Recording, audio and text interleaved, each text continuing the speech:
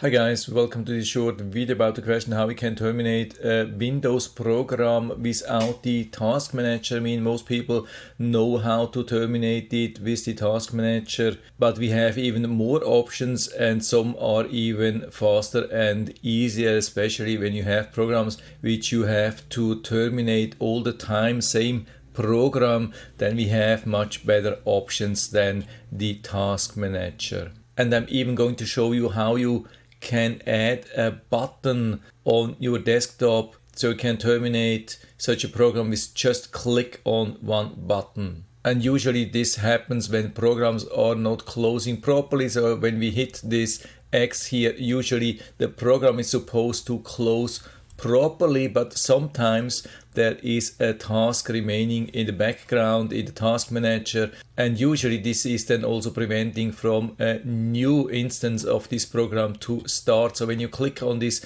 program icon, it won't start. So this is happening, for example, with the VLC media player. The good thing is that some of these programs allow also to run in multiple instances. For example, here in the VLC setting we have this here. Unfortunately it's German, I don't know why. So when we activate that, it will prevent from starting as an additional instance, but when we uncheck it, it can run in different instances, and so we don't care if a part of the old program is still running in the background. Usually it doesn't do a lot. Only in very few situations it's making the system slower, but still can be a very convenient thing to easily be able to terminate such a program, for example with just the push of a button. So what we need here is the program name of such a program, and the easiest way of course is to search it, like hit the Windows key,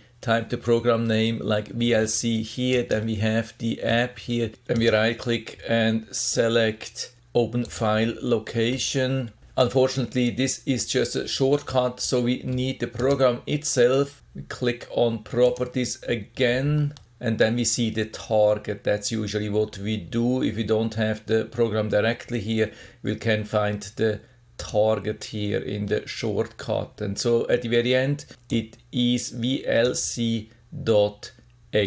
That's the thing which we have to copy here. And so to terminate this program without the task manager, we hit the Windows key, type cmd, hit the enter key, and then we type task kill /em and then the program name here like VLC, and you can see the VLC is running, and so I press enter and you can see it is gone. But of course that was not just one button click, that was way more. So if you want to create a button which you can press to terminate this program, we have to create a small batch command. So we right click, for example, on the desktop, we create a new text document and we name it, for example, terminate VLC player.bat. The ending .bat is very important. The rest in front of the dot you can freely choose. So we hit enter and then we right click, click on edit,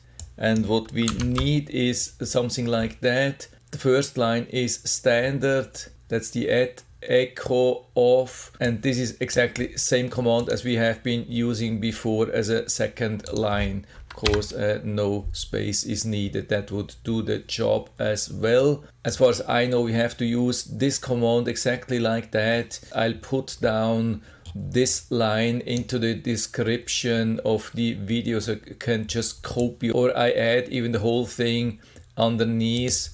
So you have to just change the program name then after that. So what we do, we save it, of course, close it. Now you can see VLC is still running, and now I double click here, watch what's happening.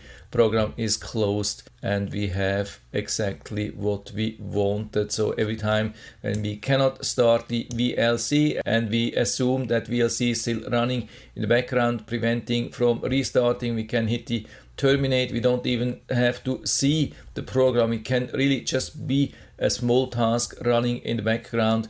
We hit the terminate VLC and it's terminated, and if it's not running then there is no harm to click on that. You can see I can press 100 times. When the program is not running, then it can't do anything, but there won't be any error message or so. So that's it for now. I hope I've been able to help you a little bit with this video. If you have any questions or comments or better solutions, then just let us know down in the feedback area. I'm always happy to talk about these things. And if you like the video, give me a thumbs up, subscribe my channel. Thanks for watching. See you next time.